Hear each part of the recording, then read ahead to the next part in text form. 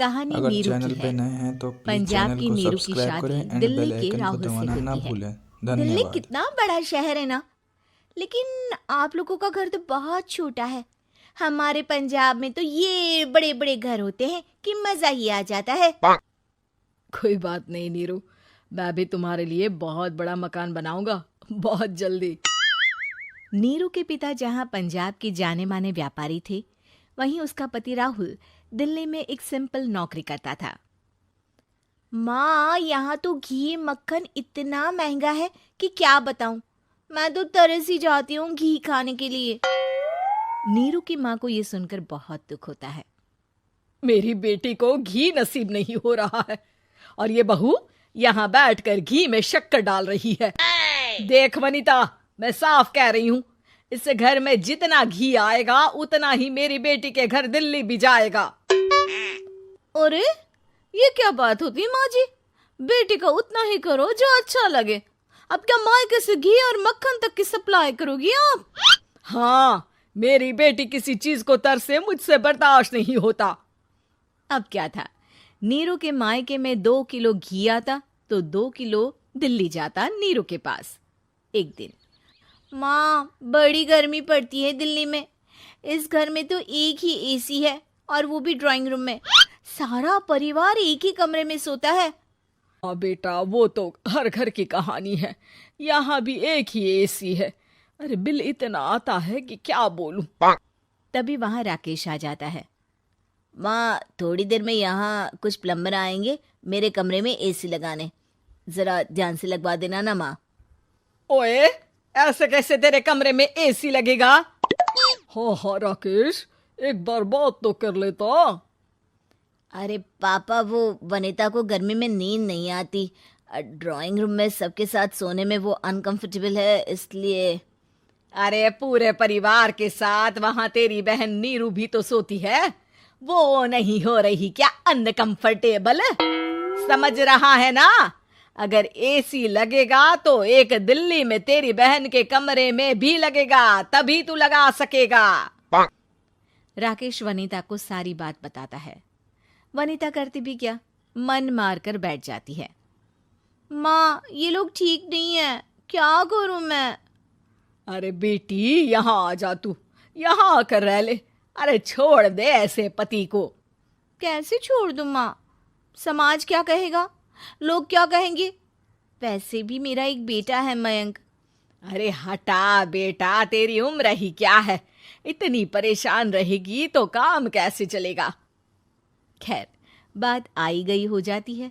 माँ को लगता है कि नीरू ठीक है, तो वहीं नीरू के मन में एक ही लाइन चल रही होती है, यहाँ आजा। माँ ने तो बोल ही दिया है कि यहाँ आजा। बस मयंक थोड़ा सा बड़ा हो जाए, इन गरीबों को छोड़कर मैं वापस माँ के पास ही चली जाऊंगी। वो इसी सोच में बाजार में चल रही थी कि मैम, आपका दुपट्टा जमीन को छू रहा है। नीरू जैसे ही उस लड़की की तरफ देखती है, देखती ही रह जाती है। हाय रे, कितना सुंदर लड़का है ये। अब क्या हुआ? मैंने कहा आपका दुपट्टा। तो खुद ही उठाकर दे दो ना। लड़का समझ जाता है कि नीरू उस पर फिदा हो चुकी है। वो उससे उसका नंबर लेकर चला जाता है। अब क्या था, नीरू और रोहित में लगातार बातें होने लगती है। मैं हरियाणा का रहने वाला हूँ, यहाँ एक बड़ी कंपनी का मैनेजर हूँ। अच्छा, और कितने बच्चे हैं तुम्हारे? बच्चे? अरे मेरी तो शादी भी नहीं हुई है। तुम बताओ, शादी करोगी? नीरू शर्मा जाती है। अब लेकिन मैं तो पहले से ही शादीशुदा हूँ। मुझे फर्क नहीं पड़ता, बस तुम शादी कर लो, भाग चलते हैं। बहुत पैसे वाला हूं मैं, हमेशा खुश रखूंगा तुम्हें।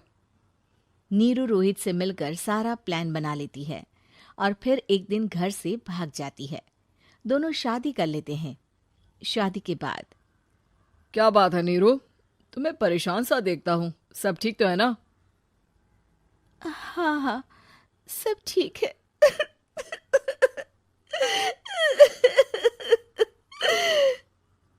ये कहते कहते ही वो रोने लगती है। अरे क्या हो गया, रो क्यों रही हो? मैंने तुमसे एक बात छुपाई है। और वही बात अब मुझे परेशान कर रही है। रोहित, मेरा एक बेटा भी है, उसका नाम मयंक है। क्या बात कर रही हो? ये तुमने मुझे पहले क्यों नहीं बताया? देखो नीरू, मेरी माँ को मैंने ये नहीं बताया है कि तुम शादीशुदा हो। बच्चा मैं मैनेज नहीं कर पाऊंगा। नीरू को समझ में नहीं आता कि वो क्या करे। तुम उस बच्चे को अपनी माँ को क्यों नहीं दे देती? नीरू चुपके से माँ को फोन करती है। माँ, क्या मयंक को तुम रख सकती हो? बेटा, मैं राकेश के साथ बात करती हूँ। आखिर घर का बेटा वही है, जो वो बोलेगा। वैसे भी बेटा, तूने जो किया है ना, उसके बाद से पूरा घर तेरी बुराई कर रहा है। मैं भी अब किसी से तेरे लिए लड़ नहीं सकती। राकेश बेटा, नीरू ने तो जो किया बहुत ही बुरा किया, लेकिन मैं सोच रही थी कि क्यों ना मयंक को हम यहाँ ले आए। तभी वनीता बोल पड़ती है। वाह जी, ऐसे कैसे यहाँ ले आए? यहाँ क्या भंडारा भरा है? और जिस बच्चे की माँ ने नहीं सोचा, उसके लिए हम क्यों सोचे? नीरू को एक बार तो अपने बच्चे के बारे में सोचना चाहिए था ना। अरे लेकिन तेरे पास भी तो लड़का नहीं है ना वनीता। माँ, वनीता ठीक बोल रही है। कल को वो बड़ा होकर इसी घर का हिस्सा मांगेगा तो हम क्या करेंगे? माँ कहती भी तो क्या, वो चुप रह जाती है। वहीं नीरू का पहला पति कहता है। माँ, अगर आज भी वो वापस आ जाए तो मैं उसे माफ कर दूंगा। बेटा, गरीबी चीज ही ऐसी है, क्या करेगा। तू तो अब मयंक का सोच। वो बेचारा तो बिना माँ का हो गया। मयंक के खातिर तू दूसरी शादी कर ले बेटा। लोगों के लाख समझाने के बाद नीरू के पहले पति की शादी रिद्धि से हो जाती है, जिसके पहले पति से 2 बच्चे होते हैं। देखो जी, मैंने शादी सिर्फ बच्चे के खातिर की है। मैंने भी शादी सिर्फ बच्चों के खातिर की है। वहीं नीरू के दूसरे पति के मन में ये बात घर कर जाती है कि नीरू एक मासूम बच्चे को उसके खातिर छोड़ कर आई है। अब देखो नीरू, मुझे लगता है कि जो औरत अपनी कोख का बच्चा छोड़ सकती है, वो तो कुछ भी कर सकती है। कल को तुम्हें मुझसे अच्छा कोई मिल गया तो तुम तो मुझे भी बाय बाय कर दोगी ना। नीरू को अब उसका दूसरा पति ताने देना शुरू कर देता है। तंग आकर नीरू उसके यहाँ से भागकर अपने पहले पति के पास चली जाती है, लेकिन ससुराल में क्या लेने आई है नीरू, मयंक को? नहीं नहीं सासू माँ, मुझसे गलती हो गई, मुझे माफ कर दीजिए। नीरू, अब वक्त खत्म हो गया है, मेरी शादी हो चुकी है। तो छोड़ दो ना उसे, हमारा बच्चा है। मैं आपको अपनी माँ नहीं मानता, मेरी नहीं मान तो बात अच्छी है। नीरू मयंक की बात सुनकर समझ जाती है कि उसके पास अब न आसमान रहा ना ही जमीन।